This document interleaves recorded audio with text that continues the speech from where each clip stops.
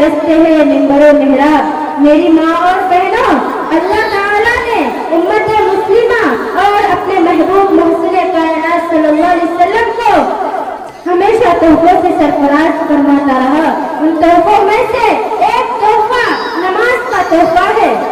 इस तोहफा की मुतबरिक फजीलत रोजे रोशन की तरह आया है कि अल्लाह ताला ने हज को फर्श पर नाजिल किया, ज़कात को फर्श पर नाजिल किया, रोजा को फर्श पर नाजिल किया। लेकिन हाँ, जब नमाज की बारी आई तो अल्लाह ताला ने अपने महबूब मोहसिन कायनात सल्लल्लाहु अलैहि वसल्लम से कहा कि हम आपको एक कीमती तोहफा देने वाला है। ये तोहफा बहुत ही आला है, ये तोहफा बहुत ही अरफा है और आला शे को आला ही जगह अता किया जाता है। लिहाजा नमाज को अर्श इलाही पर खिलाकर अता किया गया। मेरी माँ और बहनों, नमाज जन्नत हासिल करने का जरिया है। नमाज रसूलुल्लाह सल्लल्लाहु अलैहि वसल्लम मोहब्बत हासिल करने का जरिया है। नमाज खुदा ताला से रज़ाई का जरिया है। दिल में हर एक इंसान की हसरत है जहाँ की, दिल में हर एक इंसान की हसरत है जहाँ की, वो बात जहाँ सर को झुकाने में मिलेगा। कोई मुत्तकी नमाज के बगैर मुत्तकी नहीं हो सकता, कोई कुतुब नमाज के बगैर कुतुब नहीं हो सकता, कोई इमाम नमाज के बगैर इमाम नहीं हो सकता। कोई बता दो कि कोई नबी ने तर्क नमाज की हो और नबी बन गया हो? आप बता ही नहीं सकते, क्योंकि ये अमल महबूब अमल है। नमाज से कुलूब को नूरानियत मिलती है, नमाज से ईमान अकायद को कुव्वत मिलती है। नमाज इंसान की जिंदगी में आफताब से ज्यादा रोशन कर देती है। नमाज मसाइब और परेशानी को टाल देती है। क्यों न हो, नमाज है ही ऐसा तोहफा जिससे शैतान का मुकाबला हो जाता है। मैं बगैर हवाले के बात नहीं करती।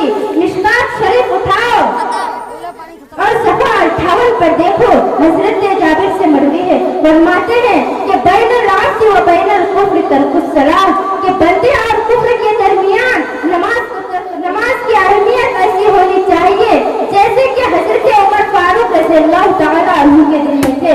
हजरत उमर फारूक खलीफा कौम इमामत फरमा रहे थे, आप पर कातिलाना हमला किया गया, आप जख्मी हो गए, आप पर गशी तारी हो जाती। गशी के इजारा के बाद आपसे किसी ने पूछा कि नमाज का वक्त हो गया है।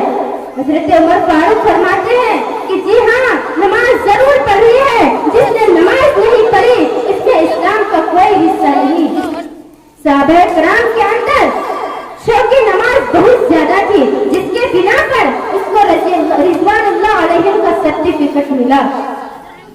मेरी माँ और बहनों, बेनमाजी को तो जमीन भी पसंद नहीं करती कि वो मेरे अंदर दफन किए जाए।